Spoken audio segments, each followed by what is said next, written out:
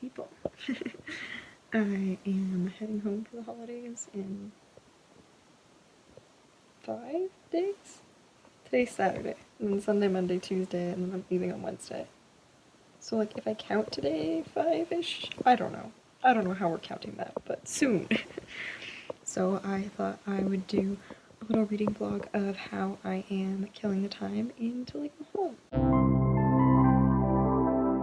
So my book that I am currently reading, I just started this morning, is Take Me With You When You Go, and it is by David Levithan, who wrote one of my favorite books, Two Ways Kissing, and Jennifer Niven. It's written in like emails back and forth between the two of them, so they each write one person. Jennifer Niven wrote all the right places. So it follows B, who like runs away from home, and her brother Ezra, who she leaves behind, and how he's, you know, trapped with their abusive stepfather now, and how they're kind of managing that. I'm enjoying it so far because I'm really liking the way that they're not like making B the villain, but they're not making her the hero either. And like how when you're stuck in these really complicated situations as a kid, it's really hard to like do the right thing for yourself, but like also your siblings, and keep yourself safe when like you don't have, I don't want to say you don't have the mental capacity, but like you're still growing and like learning how to do all of these different things. I'm probably going to read a little bit more of it, and then I have some packages that need to get dropped off at the mailbox so that they'll hopefully be there in time for Christmas. I just want to give B and Ezra a hug. And like maybe punch their dad in the face. I probably punched them all in the face too. I don't know if you heard that, but it's very windy outside. So time to go drop off some packages and attempt to not get blown away. So I'm back from the post office, and they didn't send one package because I didn't have the zip code. Even though I feel like that's something that the post office should be able to look up. And the other one, they like didn't think that the address was right. So I talked to my friend and we're hoping that it shows up. Fingers crossed. But now I have to go back out once I get the zip code and try and mail this other package, which is annoying. We'll see. I'm just hanging out for a bit, probably gonna read some more, and then I'm supposed to go bowling tonight, which I've been intrigued about because bowling isn't like the most sanitary of practices pre-COVID. Like you're straight up just wearing shoes that everyone shares and all touching the same bowling balls that everyone uses. So I'm very curious to see how that has changed. Also, I have not been bowling in years, so I'm ready to see how garbage I am at it because my shoulders don't work. Okay, like the way this book is like handling trauma, especially as like a teen, and all the really complicated, messy, fucked up emotions that go into that. Damn. I'm not crying. I've already cried like 4 times today. What the fuck is wrong with me?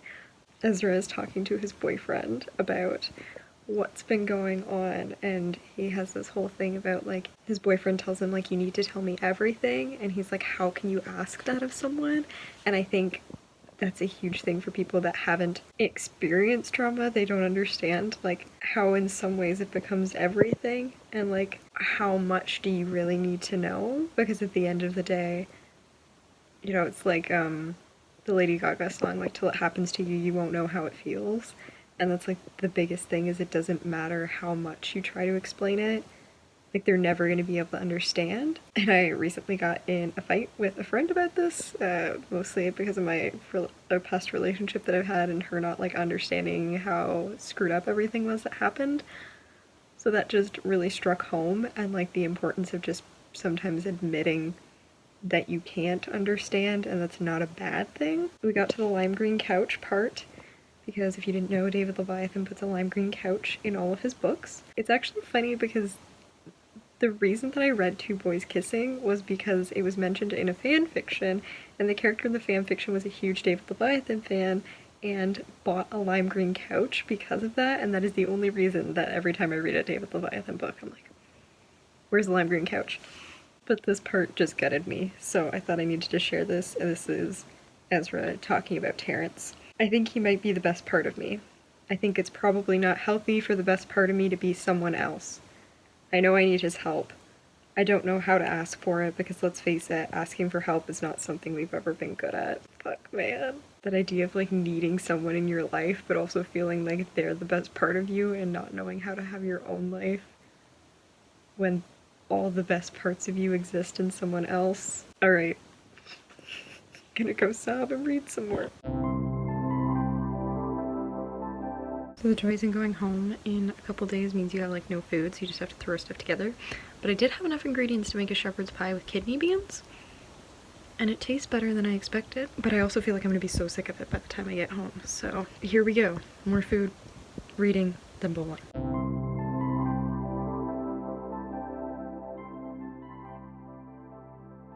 Not me being almost late to bowling because I'm so wrapped up in this book.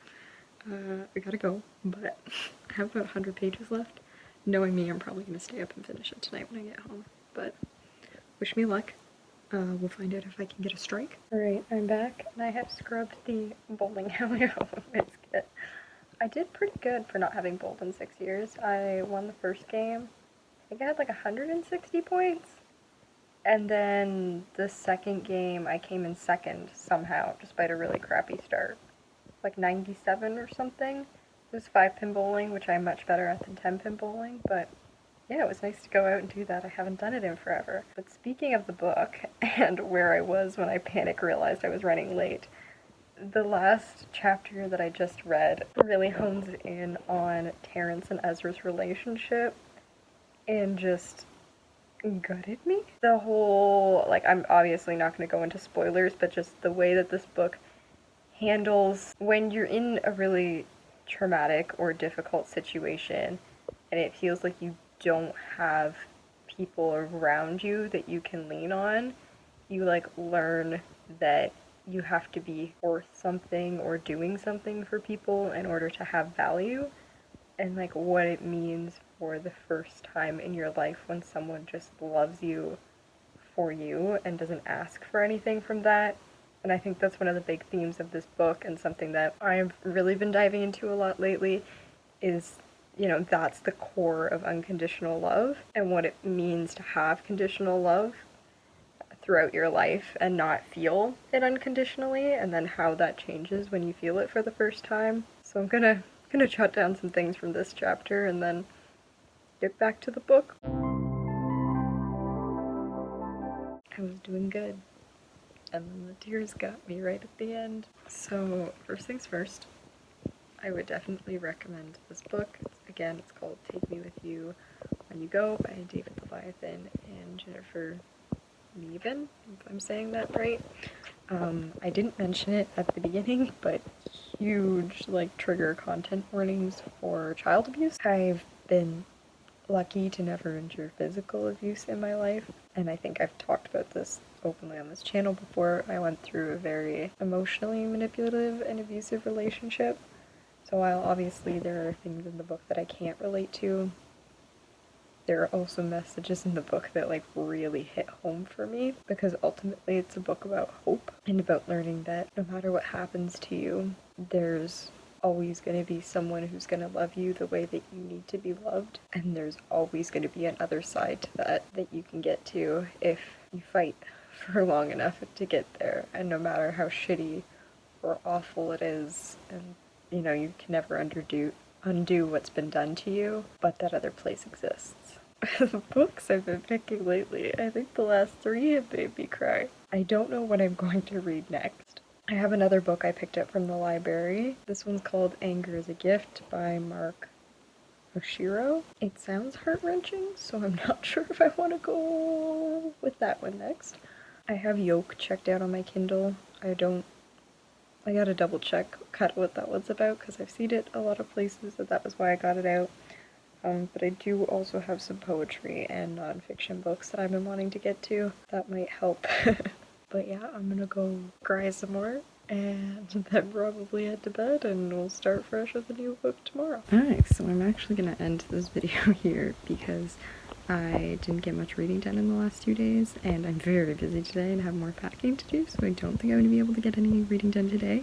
But I also didn't want to leave you all without content for a really long time, so instead of being a pre-holiday reading vlog, this is just going to be a take me with you when you go reading vlog, so I hope that works. I probably won't have too many videos coming out over the next couple weeks, and I'll probably start fresh again in the new year, just because I'm sure, like y'all, if the holiday season is something your family celebrates, you're probably pretty busy, and if not, I hope you can at least take some of this time to have some self-care and look after yourselves. So thanks so much for another great year, and I'll see y'all in 2022. Until then, stay kind.